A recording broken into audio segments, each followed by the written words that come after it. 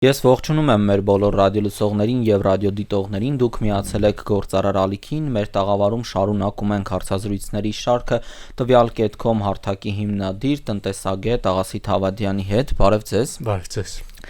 Շնորհակալ եմ, որ ամենամարդկային լեզվով բացատրում ենք տնտեսական տերմինները եւ առհասարակ տնտեսության կառուցվածքը մեր ռադիոլսողներին եւ ռադիոդիտողներին։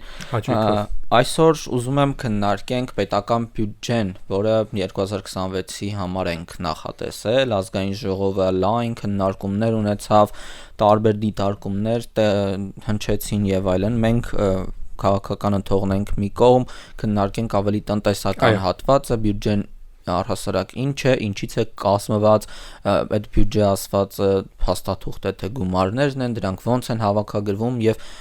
ինչքանով որ հասցնենք այսօր։ Թերևս կարևորագույն փաստաթուղթը, որ նախանշում է մեր ապագա ծախսերը, թե մեր տնտեսությունը որտեղ է գնում, եւ բյուջեն մի քանի բան է հուշում 2026 թվականի, 27 թվականի համար։ Առաջին այն է, որ կառավարությունը կանխագուշակում է, որ տնտեսությունը ունենալու է փափուկ վայրեր։ Ինչի նկատի ունեմ ես, պատկերացեք այն, ինչ որ մեր մոտ կատարվել է վերջին տարիներին, նման է ինչ որ չափով նման է 2002-ից 2007 թվականների ընթացքին, այն ժամանակ է բավականին մեծ քանակությամբ փող արտարժույթ դրսից ներհոսեց Հայաստանի Հանրապետություն, 2002-ից 2007 թվականներին մենք ունեինք միջինը 12% տնտեսական աճ, բավականին բարձր, ինքներս մեզ Կովկասյան վագր էինք հռչակում, սակայն հասկանալի էր, որ 10%-ային կետը տնտեսական աճի դրսից էր գալիս, մենք 2%-ն էինք ապահովում, այսինքն պատկերացրեք դրսից եկած քամիները փողի տեսքով բարձրացրեցին Հայաստանի Հանրապետության անունով ինքնաթիռը դեպի օդ, դեպի 10,000 կիլոմետր եւ հանկարծակի այդ օդը էլ չկար փողի տեսքով եւ ինքնաթիռը ոչ թե վայրեջ կատարեց, այլ ընկավ եւ փլուզվեց եւ 2008 թվականին արդեն ունեինք 14-15% անկում տնտեսական, որը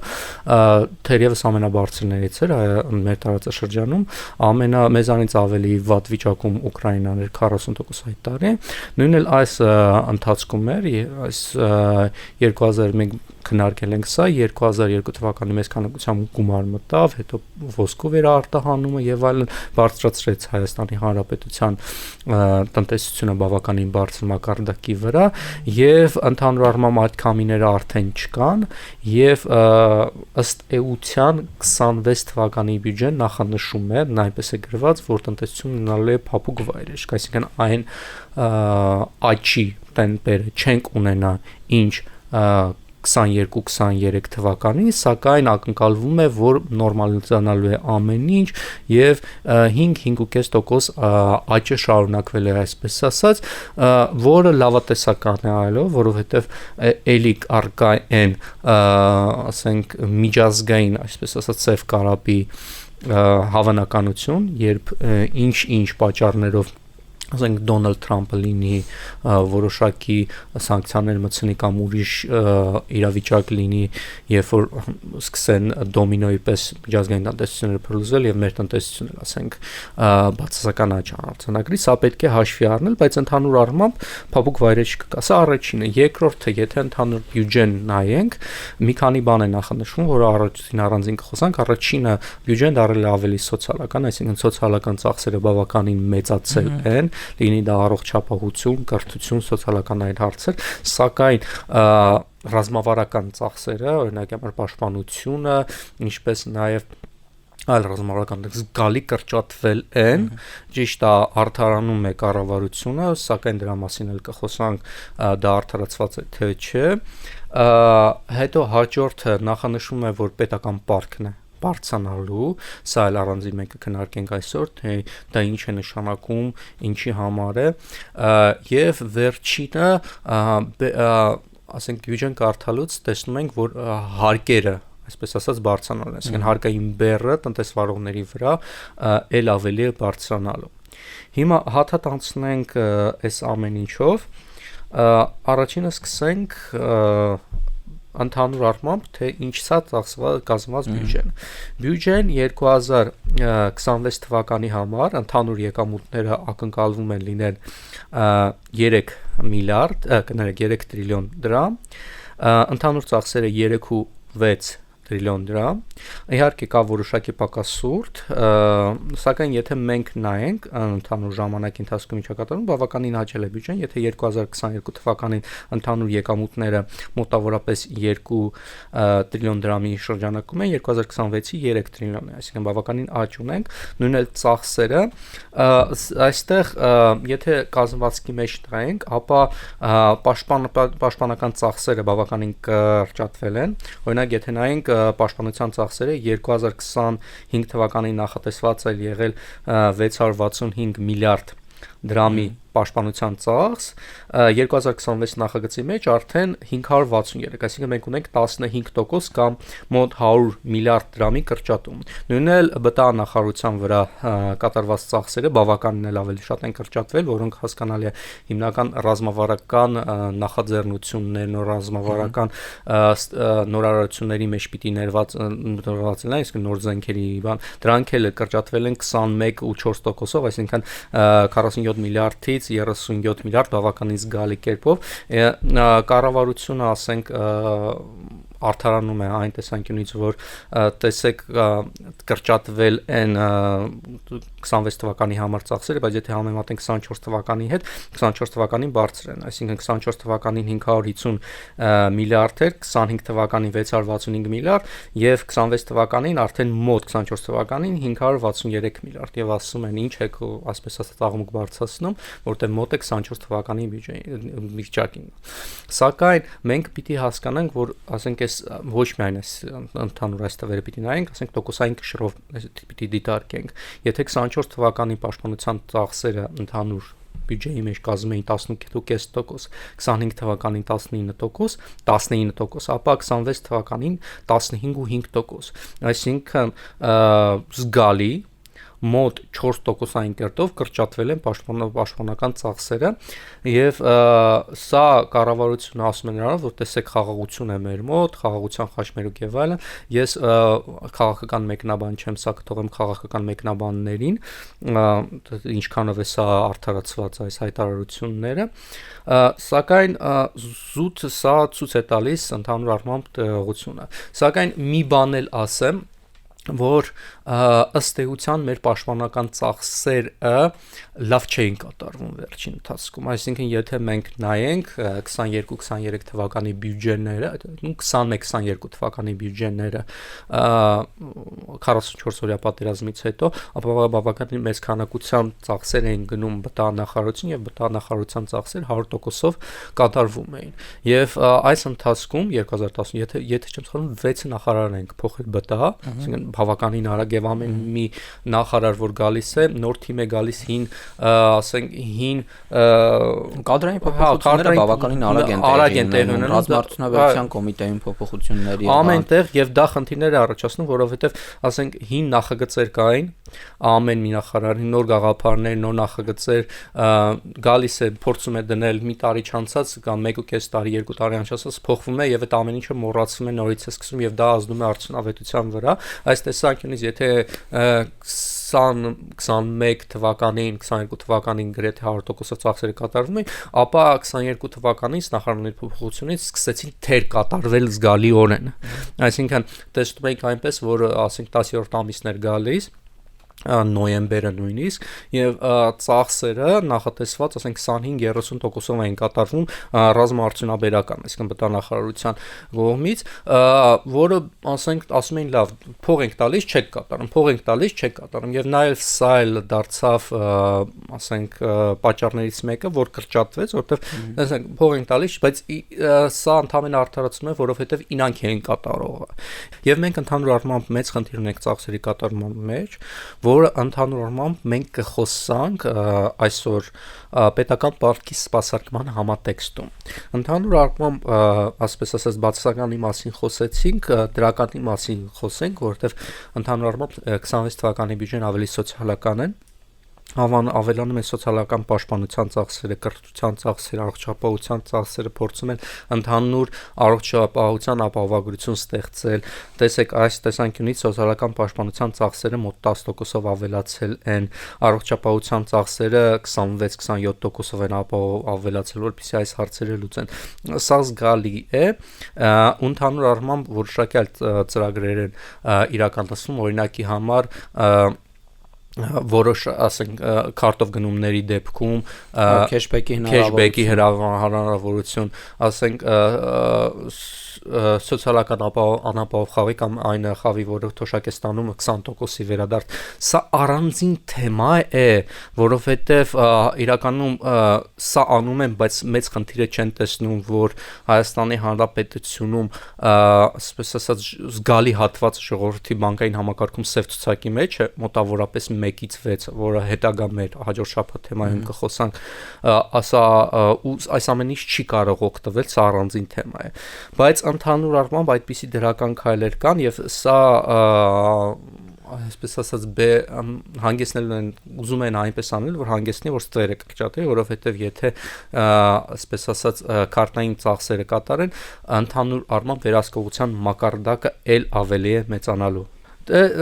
Հաջորդը ընդհանուր առմամբ ես ասացի, որ պետական պարտքն է մեր մոտ մեծանում եւ հարկեր ընդհանուր առմամբ հարկային բերն են ուզում մեծացնել։ Առաջինը խոսենք պետական պարտքի մասին։ Տեսեք, ընդհանուր առմամբ եթե նայենք Հայաստանի Հանրապետության պետական պարտքը բավականին մեծ էր, բարձր էր 2020 թվականին 44 օրյա պատերազմից եւ կոവിഡ്ի համավարակից հետո, երբ այն գրեթե 64%-ի էր հասել, հետո ասենք պատճառներով, որի մասին կխոսանք, իջավ մինչև ասենք 45%, հետո 22 թվականին 46-47%, մինչև ու սկսեց բարձրանալ, մինչև 25 թվականին արդեն մենք ունենք 54% պետական պարկ եւ 26 թվականին էլ արդեն նախատեսվում է 54% պետական պարկ, բանուկնդիրների համար ասեմ ինչի նկատի ունեմ, այս տոկոսային կշիռն ինչ է նշանակում, ընդհանուր առմամբ հարկեր հնարաբերությունն է, կներեք, պետական պարկը հնարաբերությունն է, ու ընդհանուր առմամբ ինչ է սա նշանակում, տեսեք, եթե դուք ընտանիք եք եւ ենթադրենք 250,000 դրամ եք ստանում ամսեկան, ինչ որ այլ ծախսեր հոգալու համար 50,000 դրամ վարկ եք վերցնում եւ հասկանալ է, որ այս վարկը, ասենք, բեռ է եւ հետագայում պետք է փակվի սա։ Սակայն այս պահին զարգանալու համար կարելի է վարկ վերցնել, եթե ընդհանուր առմամբ էական չպետությունը թե առանհատ է։ Եթե դու հասկանում ես, որ այս պահին պարտք ես վերցնում, որ քո ապագա եսը իրան լավ զգա, այսինքն դնում ես որոշակի ներդրում ես կատարում, գործարան ես ստեղծում եւ այլն, ապա այդ պարտքը արդարացված է։ Եթե դու պարտք ես վերցնում եւ քո ապագա եսը, քո ապագա ընտանիք, ապագա պետությունն վատ ես գալ, այսինքն հավելյալ բեռի տակ է, ապա այդ բեռը ընդհանուր առմամբ հարկային ընդհանուր վարկային բեռը արդարացված չէ։ Այո, սա ընդհանուր առմամբ պիտի հասկանանք եւ 54%-ը բավականին բարձր է Հայաստանի Հանրապետության համար, ընդհանուր առմամբ նշեմ, որ Հայաստանը ԵԱՏՄ անդամ պետություն է եւ ըստ ԵԱՏՄ համաձայնագրի ԵԱՏՄ պետությունները չպիտի պետական պարտքն հարաբերություն չպիտի գերազանցի 50%-ը, մենք արդեն գերազանցենք դա, այսինքն այդ առումով խախտում է, սակայն մեր օրենքը նշում է 60%-ը, այսինքն եթե 60%-ը գերազանցում ենք, ապա քայլեր պիտի ձեռնարկենք ծախսերի կրճատման, որպեսզի իջնի այդ սանդղակը։ Ինձ հարց տվեցին, թե եթե պարտք ենք վերցնում, որտեղ է ծախսում պաշտպանության թե չէ, սա սխալ մտածելակերպ է, որովհետև ասենք ընդհանուր բյուջեի մեջ է դա գալիս եւ ընդհանուր առմամբ բյուջեն պաշտպանում է տարբեր ծախսերի, ասեմ, որ որոշակի զգալի փոփոխություններ են տեղի ունեցել ընդհանուր պետական պարտքի մեջ, եթե 2018 թվականին ընդհանուր պետական պարտքի 18%-ը ներքին պետական պարտքներ, այսինքն դրամով էր, ապա այժմ հավասարաչափ է բաշխված 50%-ը ներքին պետական պարտքն է, 50%-ը արտաքին պետական պարտքն է։ Սա ունի դրական բացասական կողմերը, որ ասենք մենակ եթե խոսում ենք կառավարության կողմից կամ ընդդիմության կողմից մի կողմն են տեսնում, բայց ես կփոխեմ ավելի հավասարակշռված այս ամեն ինչը ներկայացնել, որովհետև սխալ է, էլի միայն ծայրահեղությունները ներկայացնելը, որովհետև ընդդիմությունը այս բանին ասում է, տեսեք, պետական պարտքի տոկոսը մեծացել է, եթե համեմատենք 2000, ասենք 18-19 թվականին ընդամենը 8-9% այս բանին 11-13% է։ Ասեմ ինչի է դա, իսկ բանը կառավարությունը ասում է, տեսեք, լավ է պետական։ Դա այդպես չէ, երկու կողմն էլ իրենց թերություններն ունեն, ընդհանուր առմամբ ասեմ ինչի է պետական պարտքը աճել, սպասարկումը։ Դրա համար է աճել, որ դրամով ենք պետական պարտքը վերցնում, իսկ դրամի սպասարկումը ավելի թանկ է, այսինքն եթե դոլարով պետական պարտքը մենք վերցնում ենք, ենթադրենք 5-7%-ով, ապա կներեք դոլարով պետական պարտքը մենք վերցնում ենք 5-7%-ով, ապա դրամով պետական պարտքը մենք վերցնում ենք 11%-ով, ենթադրենք, եւ ավելի թանկ է դրա սպասարկումը գալիս։ Այդ դեպքում կարծենք ինչու ենք դրամով պետական պարտքը վերցնել, որտեղ ինքներս մեզ ենք պարտք, մեր բնակության առաջին ներքին պարտքն է։ Այո, եւ երկրորդ հերթին Հայաստանի Հանրապետությունը ունի փոխարժեքի փլուզման կամ փոխարժեքի ճգնաժամի պատմություն։ Այն պարագայում, որ 2008 թվականին ասեցի, որ հենց փլուզվեց տնտեսությունը այդ աճից հետո, նաև փլուզվեց հայկական դրամը։ Ինչ նկատի ունեմ, 300 դրամ էր, հենց որ բավական մեծ քանակությամբ փող մտավ Հայաստանի Հանրապետություն, դրամը սկսեց կտրուկ արժևորվել 2002 թվականին 560 դրամ էր 1 դոլարը, 2007 թվականի վերջին արդեն 300, ինչքան գրեթե 2 անգամ արժևորվել էր։ Հետո այդ ամեն ինչը, որտեղ բավական մեծ քանակությամբ դոլար էր մտել, դոլարը որպես ապրանք, եթե ապրանքի քանշկակությունը շատանում է, ապրանքի գինը իջնում է, այս տեսանկյունից։ Փլուզվեց, դրամը կտրուկ թռավ մինչև 400-450, նույնն էլ 2014 թվականի վերջին դրամը 1 դոլարը 400 էր, թռավ 480 պանիկա էր շուկայում, այսինքն այս խնդիրը կա։ Զգալի, ու եթե այսպես իրավիճակը լինի, ասենք սև կարապ, այսպես ասած, այդ նես կլինի, որ ոչ թե Հայաստանի Հանրապետության տնտեսությունը փափուկ վայրեջ կլինի, այլ կփլուզվի ինքնաթիռ, այսպես ասած։ Սրա հավանականությունը կա, սա պիտի հաշվի առնել, սակայն այս պահին ասեմ, որ Կենտրոնական բանկը ռեսուրսներ ունի եւ ճիշտ քաղաքականություն է վայելում, այսինքն պետք չի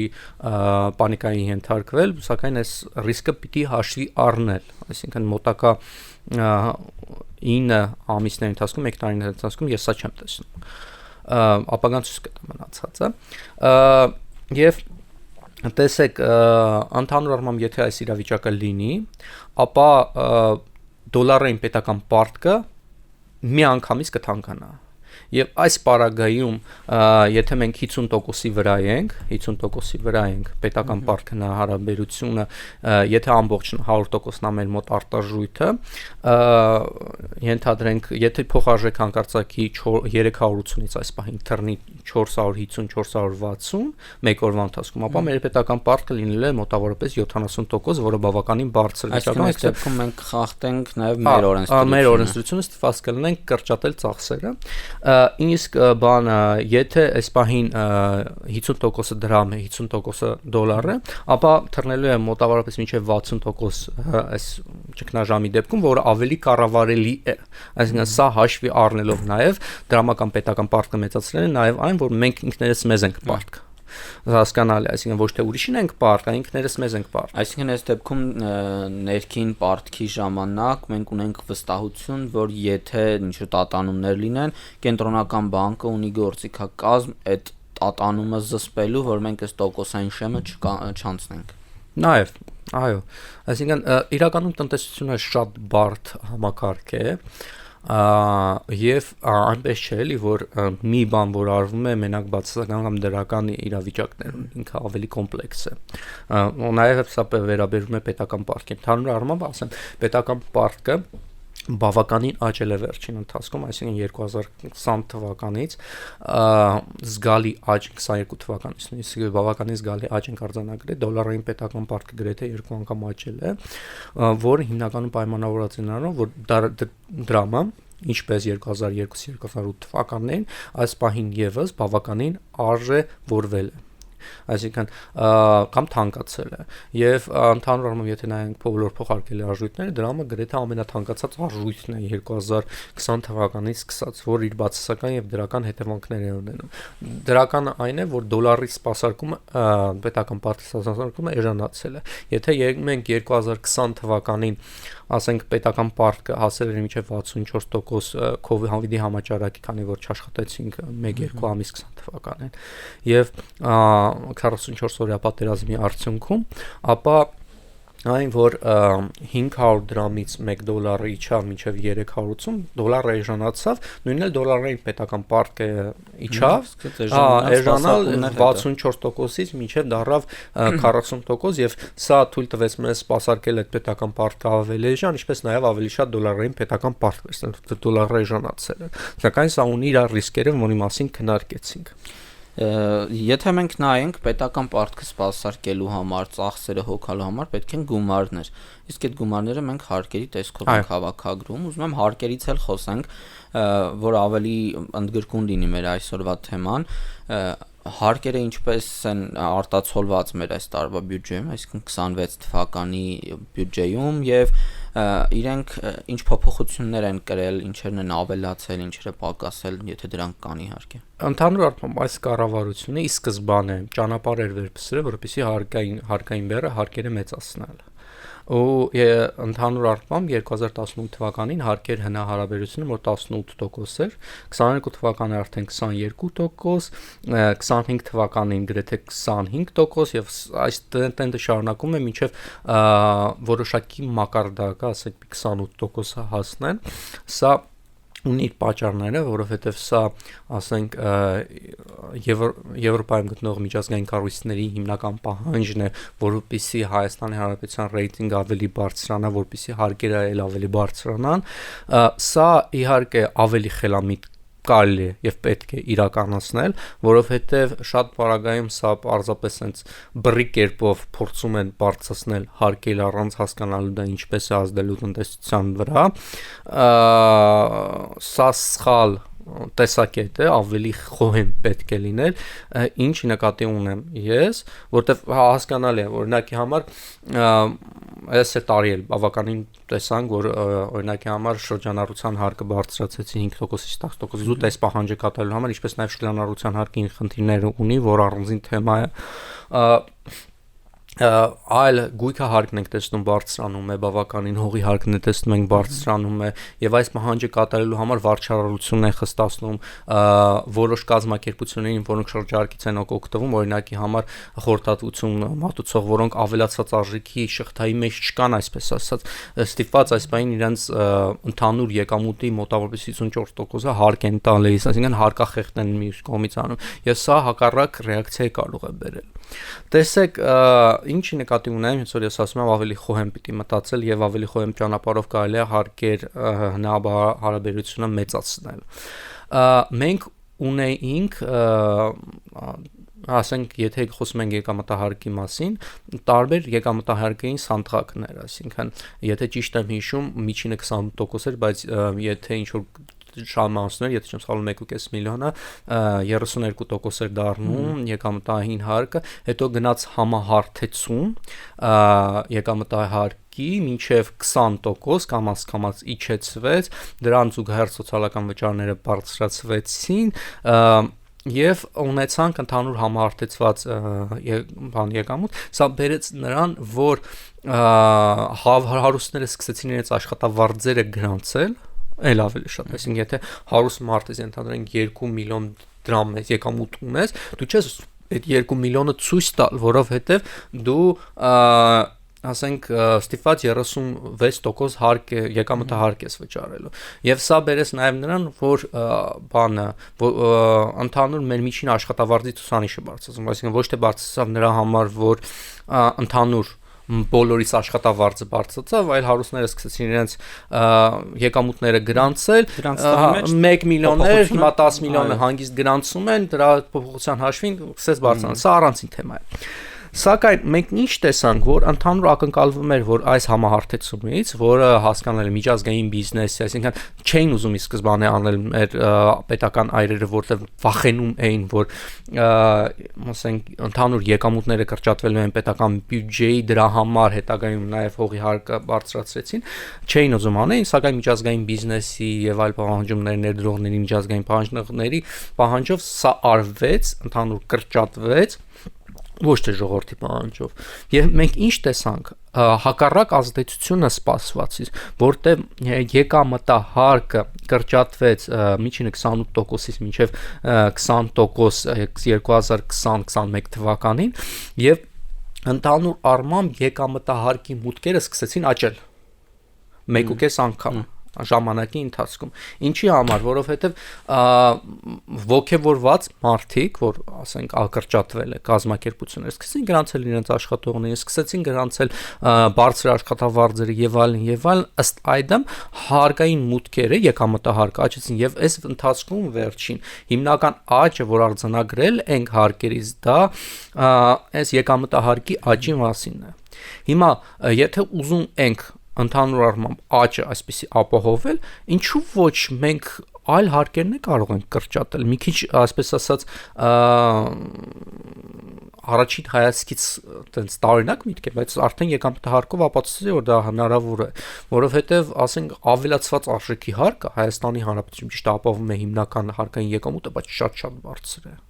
Ինչի նկատի ունեմ ես, ընդհանուր առմամբ շատերը չգիտեն, բայց ավելացած արժեքի հարկը փոխանցվող հարկ է։ Այսինքն, եթե մենք ունենք արդյունաբերություն, ընդհանրենք ինչպես արդյունաբերական Ռուսաստան պետությունն է, որտեղ 20% է եւ դրանից մենք վերցրել ենք այդ հարկը, այնտեղ շղթայական ավելացած արժեքի հարկը փոխանցվում է։ Այսինքն, եթե արդյունաբերական շղթայի մեջ կա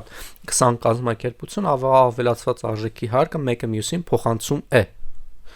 Եվ այդ 10 կազմակերպությունը էֆեկտիվորեն վճարում են ամեն մեկը 2% իրենց ընդհանուր հասույթից։ Հայաստանի Հանրապետության շղթայի մեջ կա 1-2 կազմակերպություն։ Իսկ եթե խորհրդատվական կազմակերպությունը ընդհանրապես ավելացած արժեքի հարկը ում փոխանցի, ստիպված 54% հարկավճարում, ավելացած արժեքի հատ, եկամտահարկ եւ այլն, այլ բավականին ասենք տարօրինակ թիվ։ Եվ սա բերում է նրան, որ մեր տնտեսվարողները փորձում են խուսափել հարկերից, ամեն ինչ անում են, ցանկացած ծուղակ գտնում են, լինի դա շրջարկը, որը խնդրահարույց այլ բաներ։ Այսինքն Հայաստանի Հանրապետություն ավելացված արժեքի հարկը բոլորիս համար պիտի կրճատվի։ Օրինակ եվրոպական պետություններ, մենք պետք է հասկանանք, որ մենք ոչ թե արտադրական պետություն ենք, այլ ֆինանսական ծառայություններ եւ ընդհանրապես ծառայություններ ատուցող պետություն։ Եվ այդ արտադրական շղթաները չունենք, որպիսի 20% ավելացվի եվրոպական պետություններում 7%, 13%, միգուցե մենք կրճատենք, եւ սա կողքեվորի կազմակերպություններին ոչ թե ավելացված շրջարկով աշխատել կամ գտնել ծուղակներ կամ սղանցքներ հարկերից խուսափելու, ավելի մաքուր գալ հարկային դաշտ։ Իհարկե սա բերելու է նրան արդարության համար ասեմ, որ 1 տարի կրճատվելու են հարկային մուտքերը, եւ սրա համար պիտի մենք պատրաստ լինենք, բայց հետո աճելու են։ Եվ վերադառնալով ընդհանուր առմամբ պետական պարտքին, ես ասացի, որ ծախսերի մենք արդյունավետություն խնդիր ունենք, այս պետական պարտքի մասին եւ պետական պարտքը բարձրանում է, ընդհանուր առմամբ ասեմ, որ եթե դու ընտանիք ես եւ ենթադրենք վարկ ես վերցնում, պարտք ես վերցնում, ինչ որ ծախսեր կատարելու համար, սա ասենք ոչ միայն պիտի մտածես, որ որտեղից պետական պարտ կամ պարտ վերցնես քո ընտանիքի համար, որպեսզի քո ծախսերը խնայես, այլ միգուցե ծախսերի արդյունավետության մասին պիտի մենք մտածենք, որպես ինչպես նշեցի բտանախարարության դեպքում, որ ծախսերը արդյունավետ չեն, դրա համար կրճատվեցին, մեր շատ ծախսեր արդյունավետ չեն։ Այսինքն մենք նայում ենք ցանկացած ծախս պետական բյուջեի, ապա Երամսյակով եթե տվյալները նայենք, Երամսյակով նայում ենք մինչև սեպտեմբեր ծախսերը ընդամենը 50%-ն է կատարված, կոպիտ ասած։ Վերջի 3 ամսում 3 ամսում այո, արագորեն կատարում են, մսխում են նույնիսկ այդ փողերը արագորեն, որպեսզի գալեշկի համար, այսինքն չեք մարկի համար դրվի ID, որ ցույց տան, որ կատարվել է։ Սա արդյունավետության չափանիշ չէ, որ զուտ տեսեք մենք ծախսերը կատարվել են, կարող եք գնալ վերջում պետական բյուջեի քննարկմանը ցույց տալ, որ կատարվել է ծախսերը, որպեսզի արդարացված լինեն։ Սա հստակ պետք է հասկանալ, որ սա նաև կոռուպցիայի բուն է, որովհետև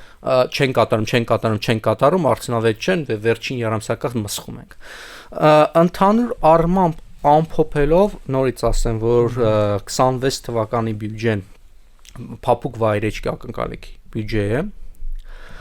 նա ունի ավելի շատ սոցիալական ուղղվածություն, սոցիալական ծախսերը զգալի մեծացել են, իսկ պաշտպանական ծախսերը զգալի կրճատվել են, այսինքն եթե 24 թվականի, որի ուզում եմ համեմատել կառավարությունը, պաշտպանական ծախսերը ընդհանուր բյուջեի 18.5%-ն են, ապա 26 թվականին լինելու են 15.5%-ը։ Շնորհակալ եմ շատ։ Ես եմ շնորհակալ։ Ես հիշեցնեմ, որ դուք դիտում կամ լսում եք հարցազրույցը, տաղավարում աշխատեց Ալբերտ Ավետիսյանը, իսկ իմ հյուրն էր տվյալ.com հարթակի հիմնադիր տնտեսագետ Աղասիթ Հավադյանը։ Կհանդիպենք։